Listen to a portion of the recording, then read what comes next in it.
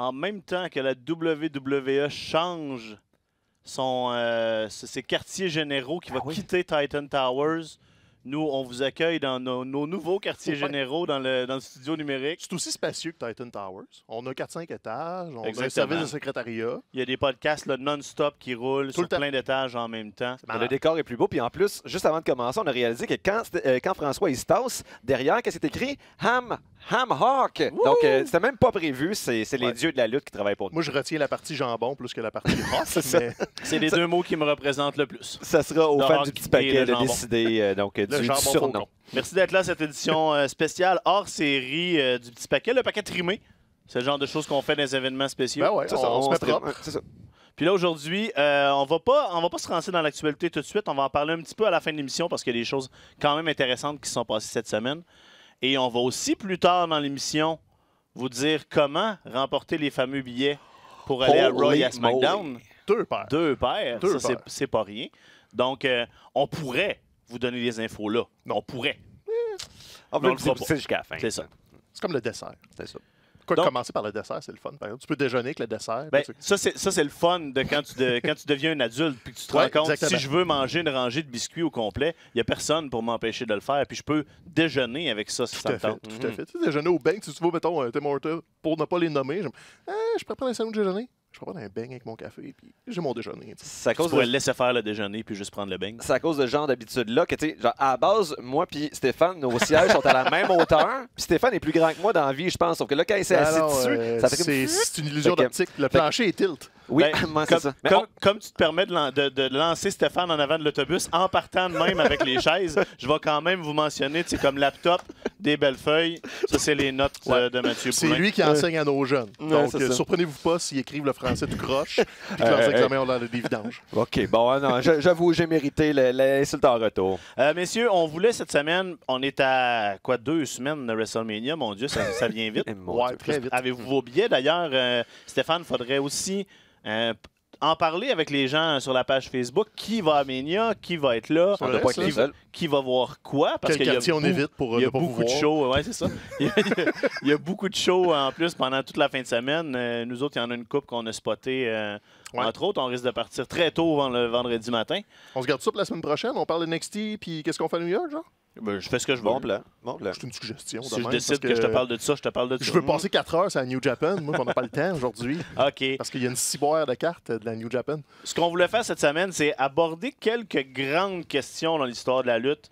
Entre autres, WrestleMania. WrestleMania, c'est un événement très polarisant à toutes les années. Ça se veut la culmination de toutes les histoires de l'année.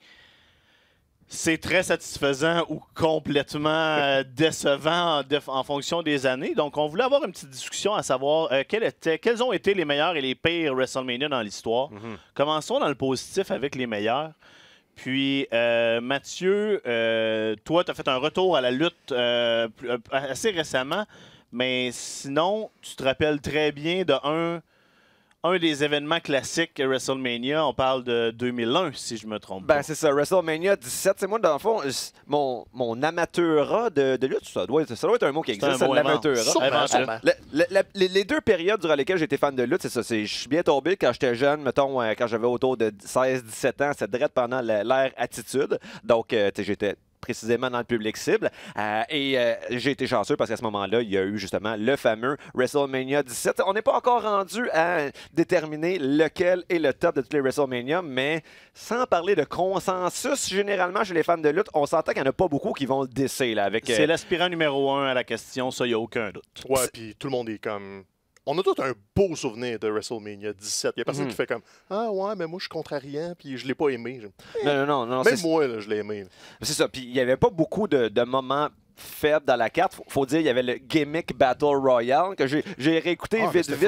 Ouais, c'était funny, mais tu sais, t'avais genre, je sais pas, ça durait à peu près comme 15 minutes, 20 minutes. Sur ça, mettons que c'est 20 minutes, t'as à peu près 17 minutes d'entrée et 3 minutes de combat. C'est un très bon ratio pour des gars de 50 ans en costume. Ben, c'est ça. En fait, on pouvait pas faire vraiment autre chose que ça. Finalement, c'est Iron Sheik qui gagne. Je sais pas ça faisait combien de temps qu'il était à la retraite à ce moment-là, mais c'était tous des vieux de la vieille qui participaient. Il y avait Dunk the Clown. De mémoire, le Sheik, là, il a accroché ses bottes pointues dessus, genre fin des années 80. Non, c'est ça. Peut-être début des années 90, il est pas jeune, l'Iron Sheik, puis il est pas tout là non plus. Si vous le suivez sur Twitter, l'Iron Sheik, il est pas tout là, il traite tout le monde de jabroni. Mais la nostalgie, ça marche. La nostalgie, ça marche, c'est ça. Il y avait un lutteur, en réécoutant justement le Battle Royale, j'avais complètement oublié son existence. Je sais pas à quel point il est apparu souvent à d'autres moments que dans cette Battle Royale-là. C'était The Goon, un gars déguisé en hockeyeur. Le Goon a été très peu présent, mais on s'en souvient. Il est dans le downtime un petit peu, le 95-96, où il y avait un éboueur, un clown, il y avait le joueur de hockey,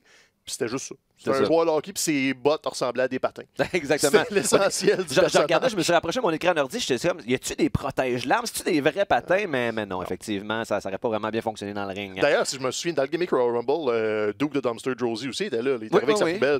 On a vraiment été dans l'avant-attitude era, ce qui était la New Era. C'est ça, le Hillbilly qui monte ses épaules. Là, je comprends pas pourquoi vous perdez tout ce temps-là à parler de la Gimmick Battle Royale. C'est le meilleur on parle d'une carte qui a eu un TLC, TLC 2 entre Edge and Christian, les Dudley Boys, les Hardys. On parle de Austin contre Rock. On parle de Taker, Triple H. On parle de Angle, Benoit, puis là, vas-y, allez-y, faites-moi 10 minutes sur la Gimmick Battle Royale. Moi, mon moment marquant, c'est l'Iron Sheik. J'ai-tu le droit? mais bon, tu parlais de TLC. En fait, comme tu l'as souligné, c'est pas le premier TLC, c'était l'année précédente, là, WrestleMania 16. C'était à SummerSlam. À SummerSlam, OK. Donc, il n'y avait pas l'attrait de la nouveauté. Bon, tu sais, justement, un des moments forts dans l'histoire de WrestleMania, c'était le WrestleMania 10 avec HBK puis Razor Ramon. Ça, c'était, si je ne m'abuse, le premier ladder match de l'histoire de la WWE. La E, c'est considéré comme le match pionnier. Là. En même temps, la WWE a un historique de réécrire justement son histoire en fonction de ce avec un H en italique. Là, ça les arrange. Mais en tout cas, celui qu'on retient avant toute chose, c'est le TLC 2. C'est lui qui a vraiment step up la game de façon assez spectaculaire. On se souviendra du spear final de Edge sur Jeff Hardy qui pend après les ceintures accrochées au plafond. Donc ça, c'était particulièrement gagnant. Mais c'est surtout le main event là, qui fait ce WrestleMania-là. Rock contre Stone Cold, c'était leur deuxième affrontement à WrestleMania, du moins. C'est ça. Là, c'était The Rock qui était le champion. Puis l'histoire qui menait à ça, en fait, c'est que bon, c'est quoi le nom de la femme de Austin déjà? Deborah? C'est Deborah, ancienne Deborah McMichael. Je ne sais pas si elle avait changé de nom pour Austin. C'était juste Deborah. On la connaissait sous le nom de Deborah. Et puis là, Vince McMahon avait décidé que Deborah allait être la manager de The Rock pour créer de la bisbée entre les deux. Austin était fâché. The Rock était fâché de ça. Il ne voulait rien savoir. La tension a monté au cours des semaines précédentes. Et en bout de ligne, ils ont fini par s'affronter. Un match qui était visuellement impressionnant, ne serait-ce que pour les deux faces remplies de sang. Je pense que c'était le spot avec la cloche de ring qui leur a fendu le front. Puis on se souvient aussi que dans le build-up, il y avait les entrevues d'Austin qui disaient « Je dois remporter ce titre-là. Je vais faire n'importe quoi pour remporter ce titre-là. » Et là, ça nous amène je ne vais pas dire le plus grand heel turn parce que peut-être que Hogan pourrait passer en avant, mais un des heel turns les plus mémorables pour finir WrestleMania, Austin et Vince McMahon qui se serrent la main. Le heel turn se fait de façon graduelle aussi. C'est comme une espèce de montée dramatique dans le match. Puis aussi, c'est intéressant le rôle de Vince dans le WrestleMania au complet parce que quelques moments plus tôt, il y avait un street fight Vince contre Shane parce que ça faisait comme seulement quelques semaines que Shane avait comme acheté la WCW. Donc, ça avait acheté vraiment de l'huile sur le feu, mais de façon vraiment intense. Donc, vraiment, toutes les astres étaient alignés dans ce pay-per-view-là pour faire quelque chose de vraiment marquant. Absolument. Non, c'était le gros, on l'oublie aussi un petit peu, mais Austin revenait plus de blessure parce que ça faisait un petit moment, mais c'était dans son angle il a gagné le Royal Rumble à cause de le Royal Rumble 2001, c'est le Rumble de Austin. Est-ce qu'il va le gagner en retour de blessure? Parce que c'est comme sa dernière chance, entre parenthèses. Donc, le heel turn prenait beaucoup d'impact aussi à cause de ça, parce que c'était un héros. Là. Steve Austin, en 2001, était un intouchable. Donc, quand il a décidé de faire ça, c'est parce que tu voyais qu'il était à bout de ressources. Faut juste comme faire abstraction de ce qu'ils ont fait avec le Austin méchant, mais le moment puis le climax était absolument parfait. Puis il faut faire abstraction que c'est à cause de ce moment-là que Cena a fait toute sa carrière en face, que Roman va probablement... Moi, je pense qu'ils ont toujours regretté ce heel turn-là, de cette figure-là qui était tellement populaire. Puis je pense que c'est une des raisons pour lesquelles... il faut qu'on accepte nos top babyface comme étant... La foule l'a jamais vraiment accepté. Ils ont toujours aimé Austin, même quand il était toujours méchant. été populaire. T'sais. Donc, c'était un méchant dans l'histoire.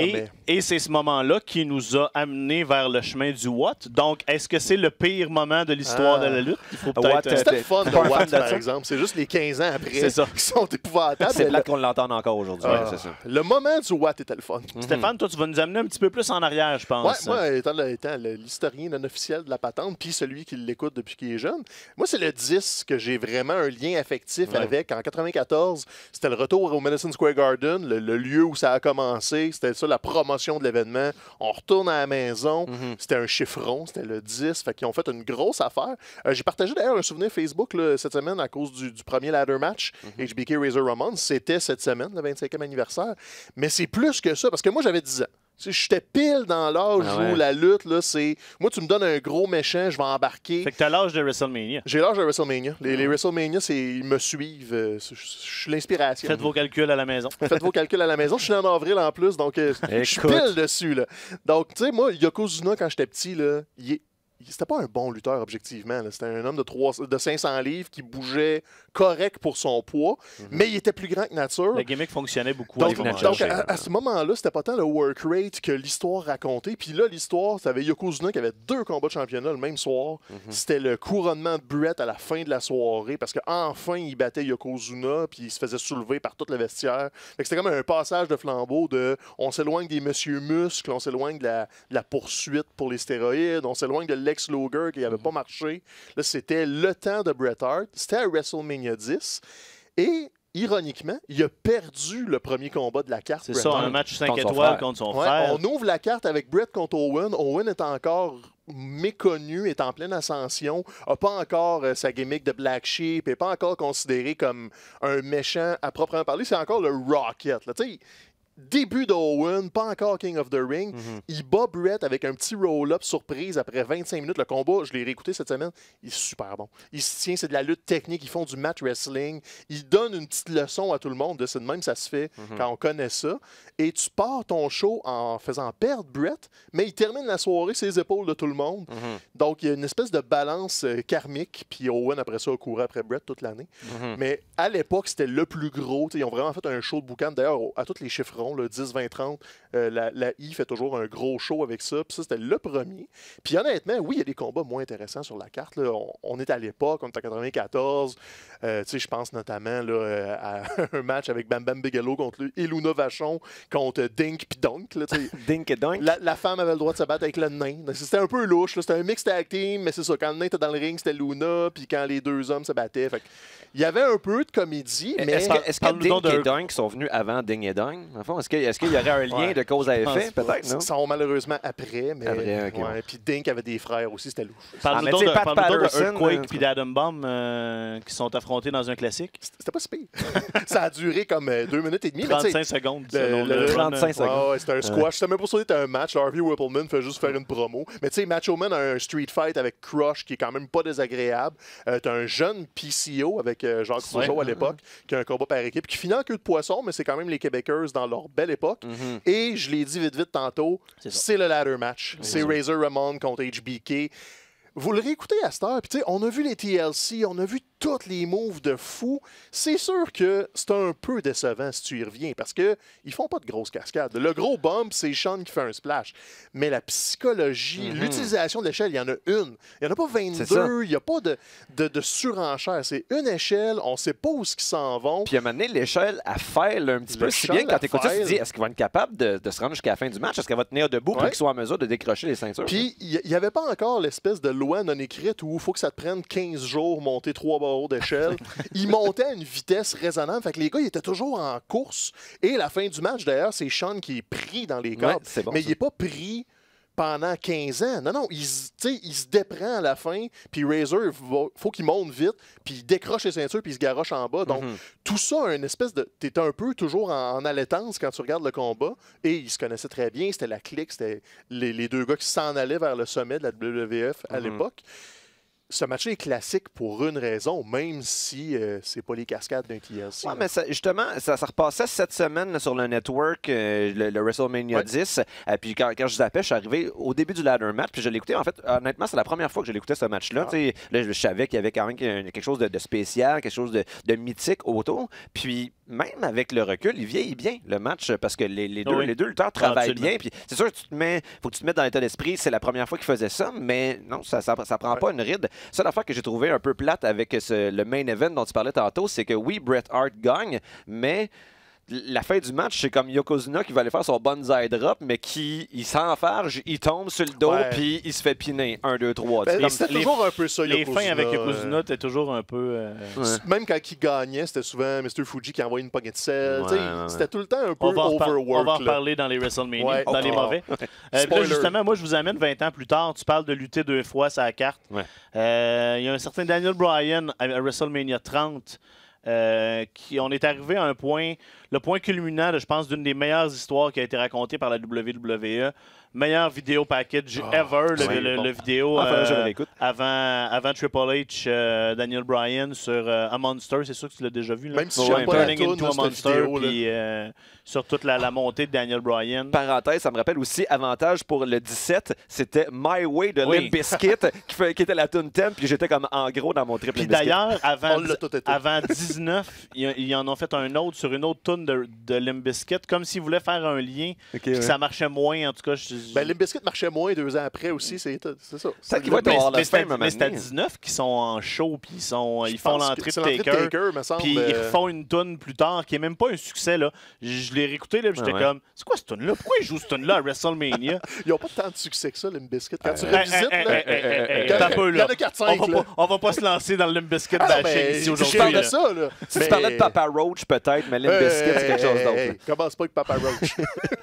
Daniel Bryan qui bat Triple H en ouverture de carte après un combat par équipe sur la pré-carte qui compte pas.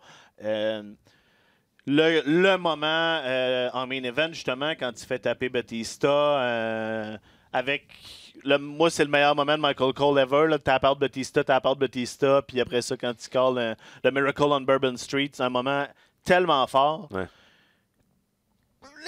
Brock Lesnar qui bat l'Undertaker, tu sais, je veux dire, on l'a pas vu venir personne. Il y a eu plein de mauvais matchs entre guillemets dans cette streak là. Ça a été un peu un accident parce que tu sais, il y a eu des rumeurs que à un moment donné, l'affrontement contre Diesel, il était supposé perdre, puis on a décidé de le faire gagner à la dernière seconde. Il y a eu un autre affrontement, tu sais, au début, quand c'était pas encore a thing. Parce que vous regardez les 10 premiers, là, c'est tous des combats très bas. À un moment donné, ils se sont rendus compte, on a peut-être quelque chose là, puis on a menti là-dessus, puis c'est là que c'est devenu payant. On peut toujours questionner la décision de donner la streak à Brock Lesnar. C'est pas ça qu'on va faire aujourd'hui, mais le moment... Je vais toujours me rappeler. J'ai failli me faire mettre dehors du bar, tu te rappelles? Il a fallu que je le réécoute, moi, WrestleMania 30, parce que cette soirée-là, oui, on vivait des émotions, mais on vivait beaucoup de pichets aussi. Oui, les deux étaient peut-être un petit peu liés. On a peut-être surréagi à la stream. Non, la situation, ça prêtait bien ça. Je me suis de ma chaise qui a pris le bar, de toi qui a failli se faire sortir. Donc... Tu sais, il y a de ligne, là. On était peut-être sur la ligne. Il y a une ligne. Puis, tu sais, il faut aussi... Pour trouver les bons WrestleMania, il faut aussi regarder la force, je pense, du reste de la carte, parce que des moments forts, il y en a un peu partout.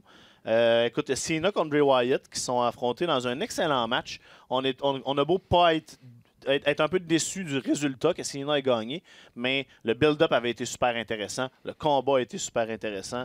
Puis... C'est le meilleur combat de Bray Wyatt. Ça aurait pu être le combat qui aurait fait Bray Wyatt s'il avait pu gagner, malheureusement. On a Cesaro qui a gagné cette année-là la Battle Royale. Une présence du Shield qui est venu squasher Kane et les New Age Outlaws. Fait que pour moi, c'était une carte très forte, remplie de bons moments. Puis là, je skip en plus l'intro avec Austin, Rock et Hogan, qui a été un moment assez extraordinaire. Je me rappelle que le son ne marchait pas Ah oui, c'est vrai, on J'étais bleu-noir. Puis, je sais, mais c'est la dernière fois qu'on est allé là. Il me semble qu'on n'a pas vu. Oui, je les ai barrés après. Ah non, c'est pas vrai. On est allé voir un autre pay-per-view, je m'en souviens. Il y avait des circonstances particulières de ce pay-per-view-là. D'accord. On leur fera même pas l'honneur de les nommer. Non, C'était un SummerSlam il y a quelques années qu'on était allé, mais bref. Puis brièvement, je pense qu'il y a 31 aussi qu'on voulait mentionner, ne serait-ce que pour le Heist of the Century. Je pense que c'était un moment extrêmement fort dans l'histoire de WrestleMania. C'est ça. On avait peut-être l'impression que la gimmick Money in the Bank commençait à tourner en rond, devenait un peu prévisible, mais jamais on aurait pu imaginer que ça se passe dans le main event de WrestleMania. Et je pense que tout le monde attendait un peu la fin du main event tel que prévu avec une brique et un fanal. Personne allait être satisfait. Et là, la WWE trouve le moyen de swerver tout le monde puis de faire en plus une image. Non seulement le moment est winner, mais la façon selon laquelle ils l'ont filmé était particulièrement winner. C'était un stade qui était ouvert. En plus, c'était un des rares WrestleMania qui se passe le jour. C'est à San Francisco. C'est à San Francisco, c'est le Levi Stadium, là, me semble. Puis c'est ça, c'est un des rares WrestleMania qui se passe le jour. Ça rajoute une espèce de dimension un peu spéciale parce que c'est sur la côte ouest. Et donc, l'image finale avec les feux d'artifice classiques à WrestleMania, Seth Rollins qui brandit le titre, merveilleux. N'oublions pas que Rusev est rentré sur un tank dans ce WrestleMania-là aussi. Moment marquant. Sinon, un tank de méchant. Un tank de méchant, oui, tout à fait. À l'époque. Puis sinon, Daniel Bryan qui... il était un russe comme d'adoption. Il y a plein de phrases extraordinaires qu'il a juste parlé de la lutte qui nous permet de les dire. C'était un russe à l'époque. Puis un des meilleurs RKO que j'ai vu, la transition avec le curb stomp de Seth Rollins de toute beauté. Ouais, puis dans les mentions honorables, avant qu'on quitte les meilleurs WrestleMania, moi je l'ai souligné le 19. Ouais. On a parlé beaucoup du 17, Rock Austin 2. Le 19, c'est Rock Austin 3. C'était un peu la fin d'Austin. Dans le fond, c'était le pic de l'Attitude Era. 17, 18, 19. Donc 2001, 2002, 2003. Puis après ça, on tombait dans la transition vers John Cena et compagnie. Mais le 19, retournez-y. Il y a Brock Lesnar contre Kurt Angle qui est de la bombe absolue. Tu as des combats tag team aussi louches. Team Angle, notamment, qui était très fort dans ce temps-là. Ont un combat avec Shelton Benjamin. Oui, Shelton Benjamin puis Charlie Haas qui ont un combat contre les deux Guerrero. Puis Chris Benoit avait un partner aussi dans le temps, Rhino. Donc, tu sais, c'est tout... Tout le monde était bon sur cette carte-là, mais les deux derniers combats, t'es comme « Wow, OK, on est ailleurs. » Justement, Rock avait jamais battu Austin à WrestleMania. C'est un peu l'histoire du match, puis en bout de ligne, c'est lui qui a eu le dessus. Si vous êtes attentif, là, tu vois Rock à la fin chuchoter dans l'oreille à Austin. Puis Austin a confirmé par après que il l'a remercié. C'était un peu... Austin a resté avec la WWE dans le temps, mais c'était pas mal la fin d'Austin. Il n'y a pas eu de gros règne après ou de très gros moments. Là. Donc, c'était le temps du Rock. Grosse victoire convaincante. Puis, tu as eu sur la carte, dans un combat avec pas vraiment d'enjeu, HBK contre Chris Jericho. Oui, non, c'était de la bombe. Là, donc, en même temps, moi, je préfère leur HBK et Jericho, je préfère leur en 2008, je pense, qui était une meilleure... C'est plus intense. Tant qu'à moi, rivalité entre les deux. S'il faut arriver à un consensus... moi, j'ai beau avoir un attachement émotif très personnel avec WrestleMania 30. On a beau se rappeler des grands moments de Brett à WrestleMania 10. Je pense qu'on n'a pas le choix de s'entendre de dire que c'est 17 le meilleur WrestleMania de l'histoire. Parce qu'on parle d'ensemble. On parle pas de moments. Là, on aurait une autre discussion. Si c'était les moments, on aurait des discussions, mais la soirée au complet... 17 est à peu près sans faille. On parle carrément du pic de la lutte.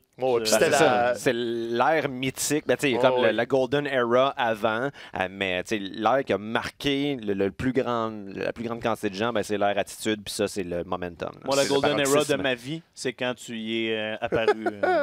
On peut se faire un câlin, puis là, ça va être filmé. On est un peu loin, par exemple. C'est presque pas awkward. T'es juste jaloux. Parce que personne ne veut en faire des câlins à toi. Ça va être correct. On va faire le tour de l'autre côté, justement, à l'envers de la médaille, l'épée à WrestleMania. C'est quasiment plus le fun. Puis il y en a eu.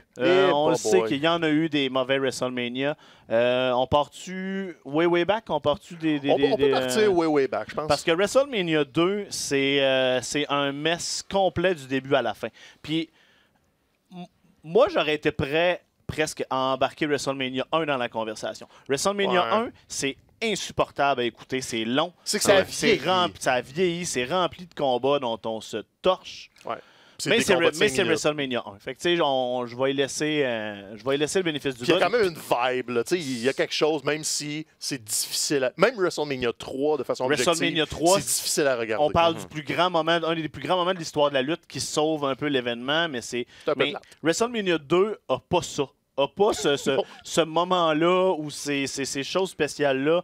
Une weird idée d'essayer de faire l'événement dans trois endroits en même temps.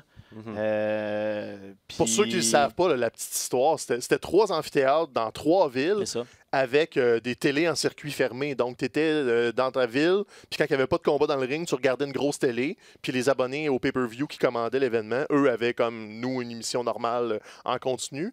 Donc, c'était... Il y a des venues qui ont eu 3 combats pendant 4 heures. Là, mais même à la TV, ça passe pas bien. Puis, imagine, sur place, on trouve ça long à être à Raw des fois parce que il y a plein des pauses, c'est assez long.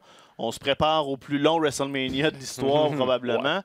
Mais là, c'est une chose quand au moins il y a des combats en avant de toi. Mais là, quand tu es assis pendant des heures et qu'il ne se passe rien. Au moins, la WWE a bien appris de ses erreurs puis a ajusté le tir pour Raw 25 l'année passée avec leur deuxième venue, le Manhattan Center, là, je pense. Oui, ils ont fait Manhattan Center. C'était-tu MSG ou Brooklyn, l'autre? Je pense que c'était Brooklyn. Ils étaient dans la même ville, puis le Manhattan Center, c'était un clin d'œil au début de Raw. Mais il y a quasiment eu une émeute sur place parce qu'il n'y a pratiquement pas eu de match, puis ça s'est mal passé. Puis c'était la même chose. Il y a des venues qui ont eu des combats. Tu avais un combat de 5-10 minutes, puis pouf, tu t'en allais à l'autre venue. C'est comme, OK, ben c'est le fun, merci. Puis c'était pas des bons combats. Non, c'est ça, des classiques. Un show plate avec pas de show, pas de combat mémorable. Pour vrai, c'est complètement oubliable. Puis tu sais, c'est une critique qu'on pourrait faire à presque tous les WrestleMania avant le 10. Si vous n'avez pas grandi dans cette époque-là, c'est un peu difficile d'y replonger. Mais pour la même raison que c'est difficile de leur plonger dans de la télé des années 80 si tu n'étais pas là. C'est pas les mêmes codes, c'est pas la même façon d'interpréter les histoires. Donc, si tu n'as pas d'attachement émotif, là, tu ne retournes pas écouter du symphorien si pour toi, Gilles Latulippe, c'est un obscur inconnu. Là. Donc, même Cormoran, c'est limite. Tandis que les grands WrestleMania, tu peux prendre un néophyte et faire écouter WrestleMania 17, puis je pense qu'il risque d'enjoyer quand même. Il y a des moments. Puis les moments classiques sortent bien de ces contextes-là, comme André contre Hogan. C'est objectivement un combat très ordinaire. Mais l'amplitude du moment, tu peux l'expliquer à quelqu'un. WrestleMania 2, t'as beau chercher comment. King Kong Bundy contre Hulk Hogan d'une cage, c'est un hard sell. C'est pas très le fun. Peut-être la meilleure façon d'au moins avoir un avant-goût d'avoir une idée de ce à quoi ça ressemblait.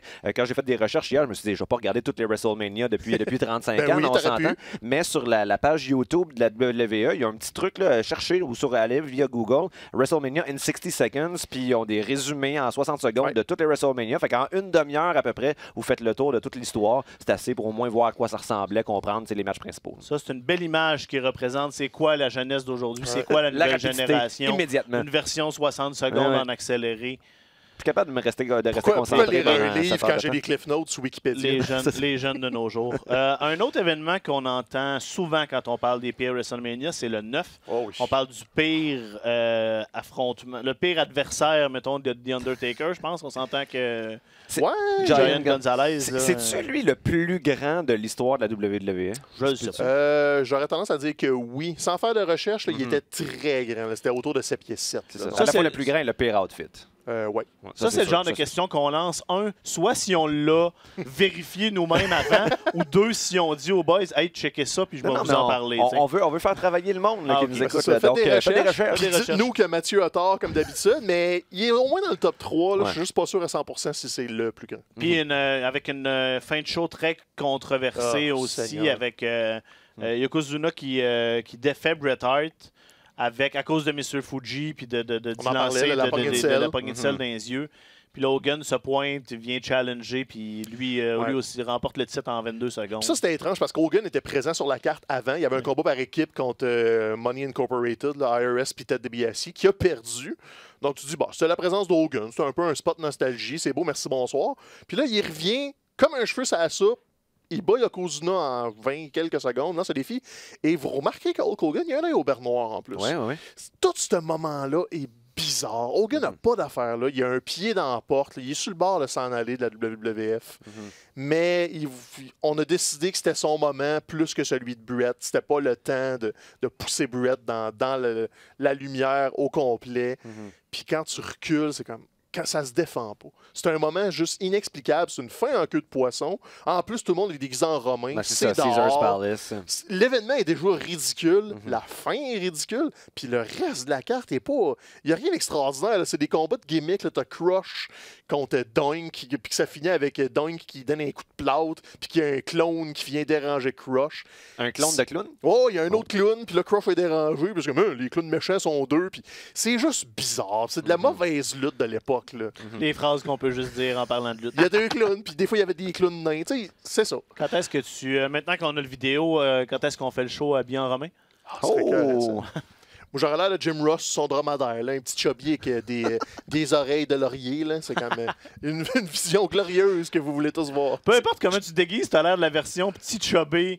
T'as l'air d'un Robin, petit chubby. T'aurais l'air d'un zombie, un zombie chubby si tu te déguises en zombie. Je serais le zombie qui fait pas de sens parce que je mange beaucoup. Ça. Si on fait ça, moi je fais shotgun sur le costume de Cléopâtre. Ah, ok, c'est bon, vendu. C'est bon, ça. Un autre show qu'on parle souvent aussi quand on fait la liste des mauvais WrestleMania, c'est WrestleMania 27.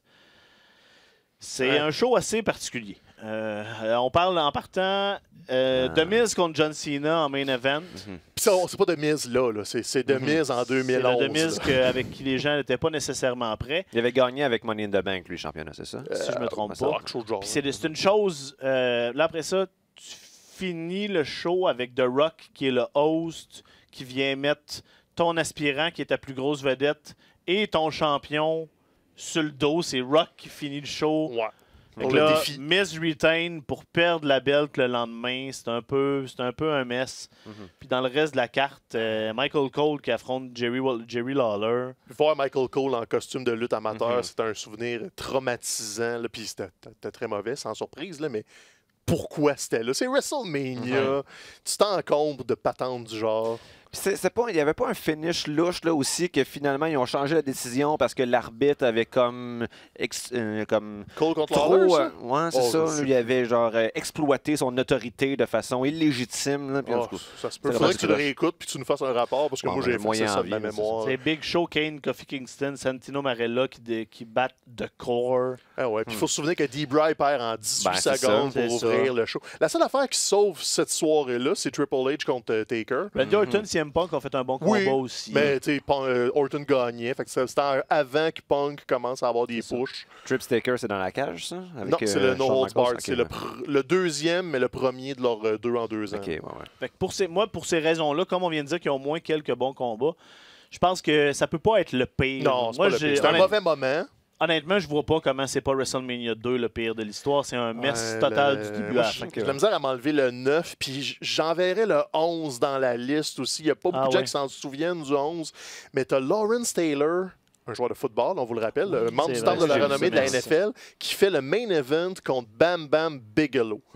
Pas de championnat. Puis pourquoi on avait choisi Bam Bam? C'est parce qu'on jugeait qu'il était capable de transporter Lawrence Taylor assez longtemps pour faire un combat de lutte. C'était... À la défense de Lawrence Taylor, c'était moins épouvantable que ça aurait pu être. Mais on parle d'un joueur de football à la retraite qui ferme WrestleMania contre... sans rien enlever à Bam Bam Bigelow, c'était pas un main event de WrestleMania. Il a sorti quand même des moves de lutte un peu, là. C'était pas juste il apprend à faire une corde à linge, une descente de la cuisse, un body slam, mais c'est Bam Bam qui a fait tout de A à Z. T'as HBK contre Diesel, dans le temps qu'HBK était méchant, qui est correct. Sur papier, tu dis « Ah, OK, les membres de la clique, d'habitude, ils donnent des bons combats. » Mais là, t'avais Pamela Anderson dans le coin de Diesel, t'avais Jenny McCarthy dans le coin d'HBK. Toute l'attention était mise sur les vedettes du combat. Puis ton championnat du monde, c'est un peu tout croche. T'as Bret Hart contre Bob Backlund, mais Bob Backlund a genre 55 ans. C'est pas intéressant. T'as un combat épouvantable aussi entre King Kong Bundy et l'Undertaker. Donc, la carte là, de A à Z, t'es juste... Hein? Tu sais, mon meilleur combat de la soirée, c'était le championnat par équipe avec Owen Hart et Yokozuna contre les Smoking Guns. Pour vous donner une idée d'à quel point cette carte-là plafonne pas beaucoup, là, Yokozuna n'était pas très mobile en 95. Puis les Smoking Guns, ben, ça venait avec leurs limitations puis des bottes de cowboy. Donc, c'est ça mon moment fort de WrestleMania. Il y a quasiment plus de candidats au pire WrestleMania que de candidats au meilleur WrestleMania. C'est malheureux, mais... pas mal. Puis tu sais, il y en a qui ont moins regardé les plus vieux. Donc, quand ils pensent à les mauvais WrestleMania, ils vont penser aux années Cena. C'est vrai, mais tu sais, dans un spectacle de 3 heures, souvent, tu as des bons moments. Donc, tu sais, oui, tu peux être pas d'accord avec le main event. Il va y avoir des épouvantables décisions. Mais c'est dur de juste dire, ah, cette 3 heures-là vaut pas la peine, on le discarte. Tandis que quand tu remontes, justement, le 2, le 9, le 11, c'est des soirées de 2h30. Si tu as juste un combat potable en 2h30, tu peux pas faire autrement que juste tout prendre la carte puis l'acheter au vidange. Donc, oui, on a l'impression qu'on fait du bashing sur la vieille WWF. Mais c'était hit or miss. Si tu manquais ton coup, tu le manquais solide. Tandis que là, cette année, il y en a 17. Mettons qu'on a 4-5 bons moments, on va ressortir content, même si on a passé 8 heures sur des bancs en bois d'un stade de football. Minimum. On sera peut-être pas content sur le coup, mais après ça, quand on va repenser à nos souvenirs, on va dire c'est un bon moment. Autre grande question que je veux qu'on aborde assez rapidement, en 10 minutes. On va se pogner. On parle souvent du concept de Mount Rushmore. Les visages que tu es prêt à graver sur une montage. Rushmore, François? Le Mont Rushmore, c'est un monument, pas un monument, mais c'est un endroit au Dakota du Nord, si je ne me trompe pas. Je savais que c'était un des Dakota. C'est un des Dakota, il me semble que c'est du Nord, non, c'est Sud. Je sais pas, c'est un des Dakota. C'est Sud, parce que Nord, ils chialent qui n'ont rien, Faites vos recherches. Avec le visage de 4 grands présidents américains. Et là, quel visage on mettrait si on voudrait en faire un pour le monde de la lutte? Là, je pense qu'il faut aussi établir les règles de la question. On ne parle pas juste du meilleur lutteur dans le ring. Je pense qu'il faut qu'on regarde lutteur comme un terme plus global. Il faut prendre en considération l'impact dans la business, les talents au micro, tout et tout. Je pense qu'il faut regarder les package deals. Est-ce qu'on s'entend qu'il y a 2 noms qui ne sont pas négociables pour aller là-dessus? Moi, j'en ai 2 aussi. On n'a peut-être pas les mêmes 2. Je ne sais pas si ça va se pogner. Hulk Hogan et Steve Austin ne sont pas négociables quant à leur présence là-dessus. Ils sont intouchables. À cause aussi, parce que moi, il y a un truc que, quand j'y pensais, je fais un peu abstraction de la carrière à l'extérieur de la lutte. Pas le rayonnement, mais la carrière extérieure. Comme Hulk Hogan est un intouchable, pas parce qu'il était acteur et tout, parce que Hulk Hogan était invité la lutte. à Saturday Night Live comme Hulk Hogan. Quand tu parles de lutte à tes parents, ils pensent à Hulk Hogan. Ils pensent pas à l'acteur. Tout le monde le connaissait, même sans écouter la lutte. Tout le monde c'est ça. C'est moi-même, dans la cour d'école, quand j'étais au primaire, j'écoutais pas ça, la lutte, mais je savais c'était qui Hulk Hogan. Je savais même c'était qui Macho Man, on s'entend, mais Hulk Hogan, c'était lui qui avait marqué le imagination. Il a rayonné, il a eu une carrière à l'extérieur, mais en tant que lutteur. Puis c'est pour ça que lui est intouchable. Austin aussi. Austin n'a pas vraiment fait grand-chose d'autre. Et ça m'a permis de disqualifier des noms qui ont eu des grosses carrières puis qu'on considère comme je vais y aller, là, moi, The Rock ne fait pas la cote. Si on a choisi juste 4. Parce que c'est ça le problème avec The Rock, c'est qu'il est techniquement, il est un B dans son époque. À lui, il n'est pas le plus gros nom de son époque. Il a fait des choses extrêmement intéressantes. Il a été extrêmement populaire, un des grands champions, un des grands personnages lutteurs de l'histoire, il n'y a pas de doute. Mais de là à dire qu'il est dans les 4 en haut, il n'était pas le meilleur de son temps. Il était numéro 2 dans son époque à lui. Tu peux faire l'argument que The Rock est plus populaire comme vedette d'Hollywood que comme lutteur. Maintenant, les jeunes qui ne l'ont pas vu lutter, The Rock, c'est le Schwarzenegger de sa génération au cinéma. Là, donc, il est très, très, très, très populaire. C'est une immense vedette, mais pas juste dans le monde de la lutte. Qu'est-ce qu'on fait avec Bruno? Bruno, je pense que justement, si on disait que Hulk Hogan était connu par tout le monde qui ne connaissait pas la lutte, Bruno Sammartino, j'ai pas l'impression que c'était le cas. Il faut dire que c'était avant qu'on naisse. Là. Mais j'ai pas l'impression que mes parents, mettons, connaissaient Bruno Sammartino. Ça l'a été quand même, dans le nord-est des États-Unis. C'est qu'à l'époque aussi, il y avait, la télé était moins rayonnante, puis on parle des années 70. Moi, j'ai comme pas eu le choix de le mettre. C'est trop une longue choisir juste 4, tu mets Bruno Sammartino. Parce que, tu sais, mettons, je faisais l'exercice pour d'autres disciplines, mettons le cinéma et peu importe la musique. C'est comme si je disais, OK, mais là, mettons que je fais un top de cinéma, j'écarte-tu toute l'époque des studios parce qu'on les connaît moins aujourd'hui? Tu sais, Bruno Sammartino, c'est 10 ans de lutte. C'est une crunch. T'es allé à New York dans les années 70, ce gars-là était larger than life. Mais c'est parce que la lutte voyageait moins aussi à l'époque, donc c'était un peu normal, mais tu sais, je faisais l'exercice, puis comme, qui je mets à sa place? Le seul autre nom qui me venait, qui avait cet impact-là dans cette époque-là, avec cette rayonnance-là, c'était André the Giant. Parce que... Lui, il était plus grand que nature. Lui, il était connu à l'extérieur. La carrière de lutte de Bruno est juste incomparable. Même si c'est une question d'époque, puis que les règnes de 5 ans, ça venait avec, puis ils se battaient moins souvent, mais ils se promenaient partout aux États-Unis, puis ils arrivaient, puis c'était, OK, le champion de l'Ouest affronte Bruno. C'est un sold-out 10 000 personnes, peu importe où ce qu'elle est. Tu arrives au Texas, on y envoie un des dos de gros Texas, OK, il affronte Bruno. Donc, c'était lui, la business, pendant trop longtemps. On ne peut pas diminuer l'impact qu'il y a eu pendant. C'est parce que nous, on est jeunes, on ne l'a pas vu, mais quand tu as quelqu'un qui définit une business à ce point-là, t'es comme, je peux pas ne pas le mettre. Pour mettre les choses en perspective, quelqu'un faisait réaliser sur Reddit cette semaine que pour avoir, mettons, un équivalent aujourd'hui d'un règne de champion comme le gros règne de San Martino, il faudrait que CM Punk soit encore champion aujourd'hui par rapport à quand il l'avait gagné. C'est inconcevable. C'est comme, pour nous autres, ça compute juste pas, mais c'était la réalité de l'époque. Mais en fait, c'est pas la réalité de l'époque, c'était la réalité de Bruno. Parce que c'était lui, la business. Il n'a pas eu d'autres des champions de 5 ans. Là. OK, fine. OK. On fait quoi avec le 4e spot? Ben, moi, j'ai une question à poser. Ouais. On s'entend, c'est les figures les plus importantes de l'histoire de la lutte. Vince McMahon, est-ce qu'il mérite d'être là? Non. Parce qu'il n'y a personne d'autre que lui qui a eu plus d'influence. Je comprends ton point. Ouais. Puis il a lutté des matchs mémorables. Ouais, Vince, c'est le gars qui paye pour aller sculpter. Je veux dire, je pense qu'il faut le... Non, mais c'est quand même un bon esprit de lutte. Là. Il a amené la lutte ailleurs en tant que storyteller. Moi, c'est plus dans cette perspective-là que c'est vrai que c'est un gros personnage de lutte, mais encore là, il est spécifique à un endroit et un moment. Ben, ouais. Mais ouais, je comprends ton point. J'haïs pas le point. Il y a un point d'interrogation à côté de son nom sur ma liste, là, mais je me demandais s'il rentrait dans les règles du jeu, justement. Il faudrait quasiment que le hall d'entrée soit sa face. Là, comme c'est le bâtisseur pour rentrer au Mont Rushmore, c'est la bouche à Vince. En arrière du Mont Rushmore, il y aura une plus grosse montagne avec la face à Vince. Puis, non, c'est sûr. Mais... Si on garde, mettons, là, on garde ça à l'intérieur du ring. Parce que là, il y a plein de noms dans le dernier spot. Je veux dire, on peut parler de Flair. Ben oui. On peut parler de Taker. Il y a toujours Shawn Michaels puis Brett. Qu'est-ce qu'on fait avec eux autres? Même Triple H, à la limite, si on avait à choisir juste 4, je pense pas qu'il ferait la cote, mais il est pas loin. Il est dans la deuxième batch de 4. On soulève le débat. Il y en a qui pourraient mettre Cena à la limite. Ben peut-être que c'est trop tôt, mais je vois pas comment ça peut pas être Flair.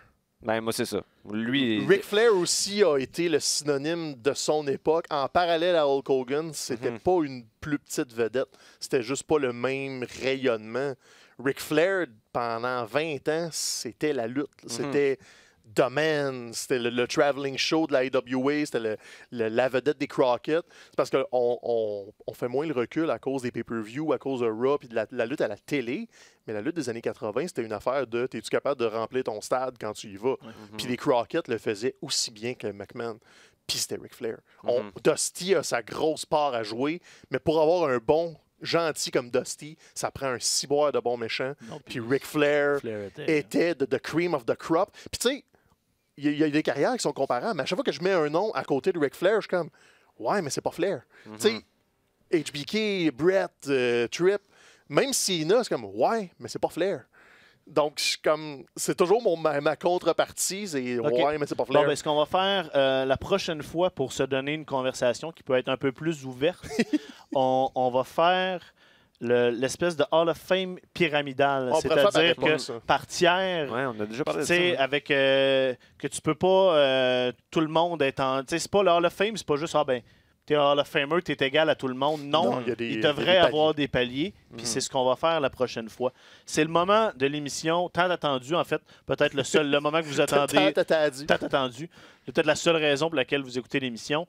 On a 2 paires de billets à faire tirer pour Roy SmackDown.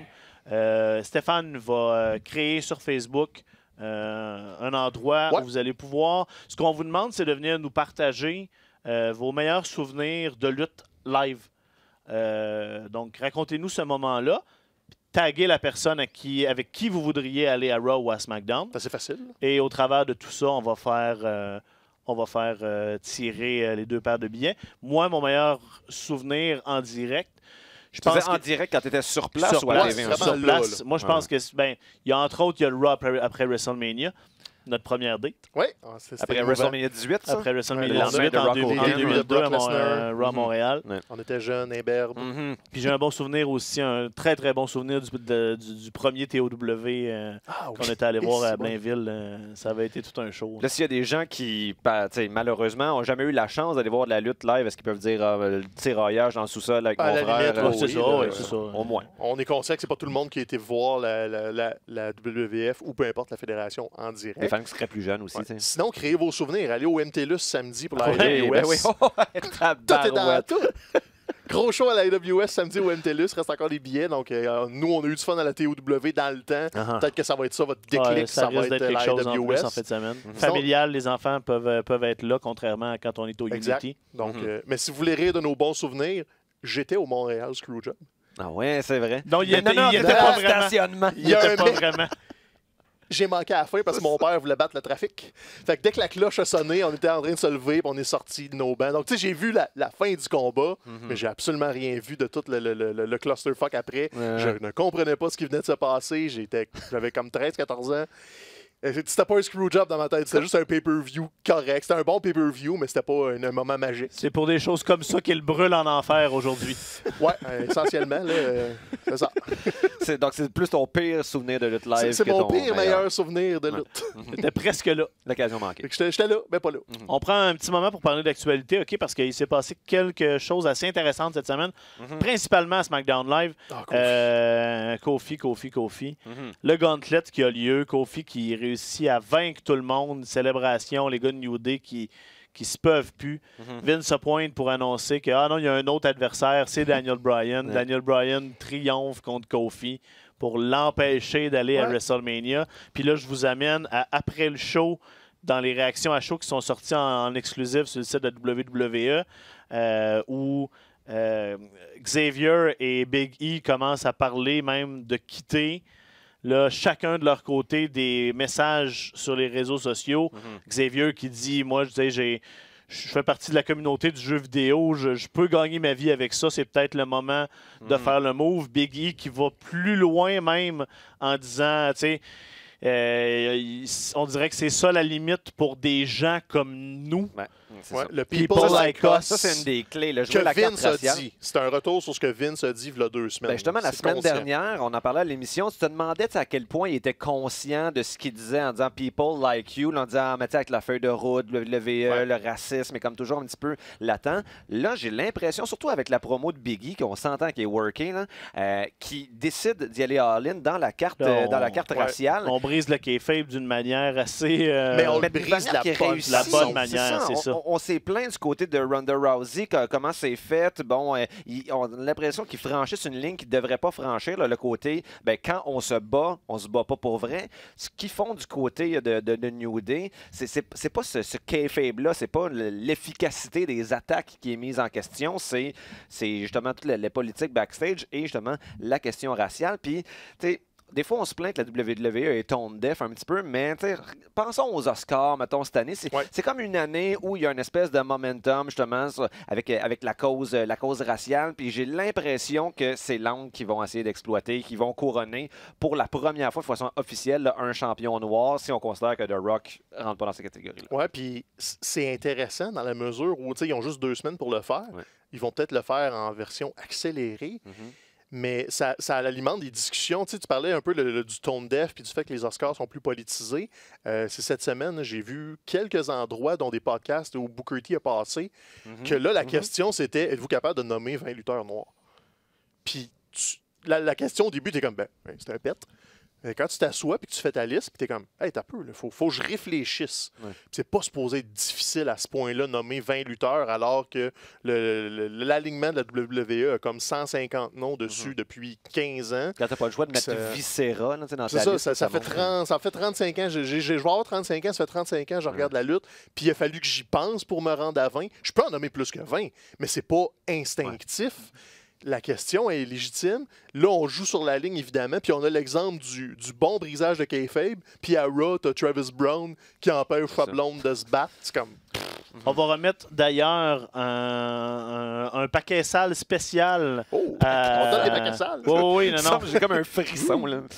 à notre ami Bully Ray, qui sur Twitter a la pire idée de l'histoire. Il a tweeté pourquoi pas Brown dans le coin de Ronda, Rick dans le coin de Charlotte, puis McGregor dans le coin de Lynch, comme si on avait besoin de venir mettre des hommes au travers. On en a zéro besoin, mais si tu pitches cette idée-là à Vince demain matin pour le convaincre que c'est ça qui ferme le show, penses-tu qu'il le fait? Connor, tu prendrais-tu le risque avec Connor? Un, il va te coûter une fortune. Deux, c'est une espèce de wild card que tu sais pas ce qu'il va faire. On parle de Vince McMahon. Il y a déjà 2 éléments sur 3 en place. Il y a juste Connor à installer. C'est ça, mais c'est une idée de merde qui n'aurait jamais dû être prononcée. Là. Mais il l'a fait aussi pour dénoncer l'idée que Travis Brown n'a pas d'affaires là. Ah, tu penses? Hein? Ben oui, non. C'était une flèche. Là. Bully Ray, il est en semi-bon terme avec la I. Puis sa flèche étant, c'est overwork to death. C'est beaucoup trop de job. On dirait qu'ils ont peur qu'on ne soit pas investi dans le main event alors qu'on l'était au Survivor Series. C'est ça. Puis là, il nous coule. Donc, c'est typique WWE de trop en mettre. Moi, écoute, si l'idée avait été pitchée puis Connor disait hey, c'est un chèque d'1 million, Vince le fait demain matin, sans broncher. Puis c'est ça qui est décevant. La meilleure nouvelle qu'on a appris cette semaine, je pense, c'est l'annonce de qui allait affronter Kurt Angle à WrestleMania. C'est comme Baron. C'est exactement le combat qu'on espérait. Ma question que je vous pose, c'est est-ce que c'est le combat de WrestleMania à votre avis? Est-ce que Kurt Angle contre Baron Corbin, c'est réellement un combat one-on-one qu'on va voir à WrestleMania? C'est sûr qu'automatiquement, quand on a vu l'annonce, la première chose qu'on a pensé, c'est non, mais ça sera pas ça qui va se passer pour vrai. C'est en attendant, mais semble-t-il, les rumeurs qui sortent, c'est que non, c'est pas un swerve. C'est ça qui arrive, parce que là, ce qui arrive, c'est que ça a l'air d'un swerve. Ça peut pas ne pas être un swerve, mais là, l'écho qui sort, c'est que Angle, il se fait un peu obligé à prendre sa retraite, puis il est pas content. Donc, il pourrait juste quitter, faire un Ric Flair, puis aller lutter ailleurs. Parce que moi, ce que j'ai entendu, c'est qu'il voulait quitter, mais il voulait un adversaire plus high profile. Ouais, c'est ça, mais là, il l'a pas. Puis là, c'est ça, ça a l'air qu'il n'est pas content. Fait qu'il retournerait peut-être se promener. Sa femme a été extrêmement vocale le soir même sur les réseaux sociaux. Tout a été délité depuis. Mais on s'entend que c'est... Il y a le montage sur Reddit avec l'affiche officielle WrestleMania, mais ils ont remplacé Baron Corbin par un container en feu. Donc, c'est Dumpster Fire. Côté storyline, il y a des raisons de faire ce match-là, mais... Il a déjà perdu en plus de façon cavalière contre Baron Corbin. Aucun intérêt. C'est parce que, tu sais, c'est qu'on a eu dans le Raw de lundi un match, Chad Gable contre Kurt Angle. Et ça, on s'entend que c'était un match qu'on avait envie de voir. Il y avait un peu l'idée de passation de la flamme.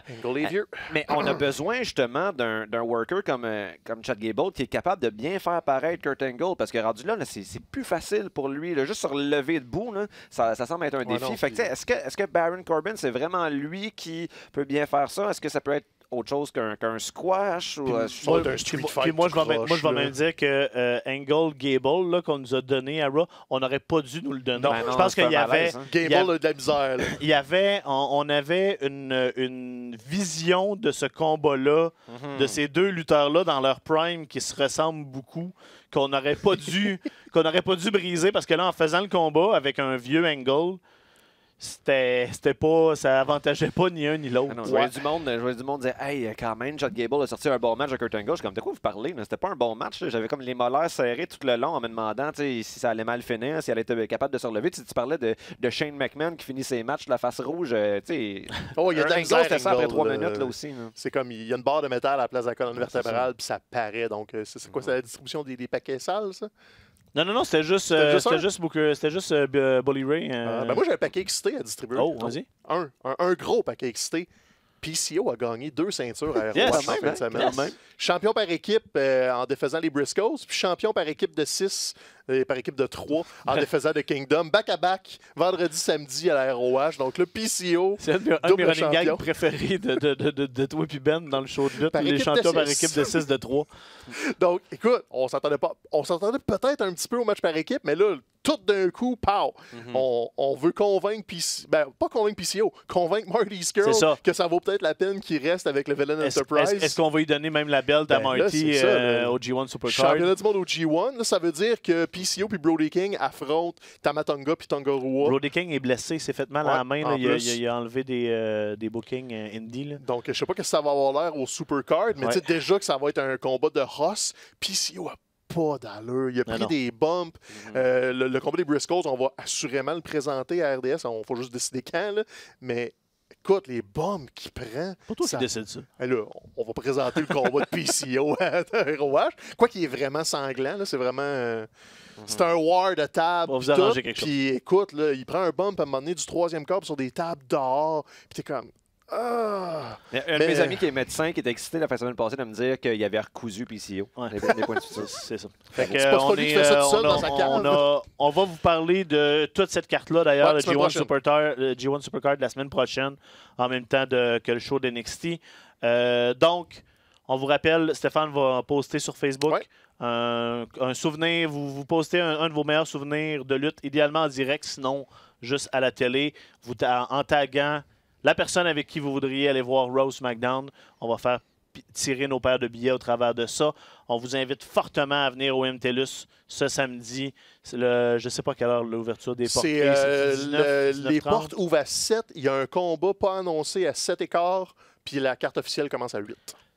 Ça va être tout un show. On parle de probablement l'un des plus gros shows indépendants de l'histoire à Montréal. Là, ça va être quelque chose. Des surprises, beaucoup d'invités.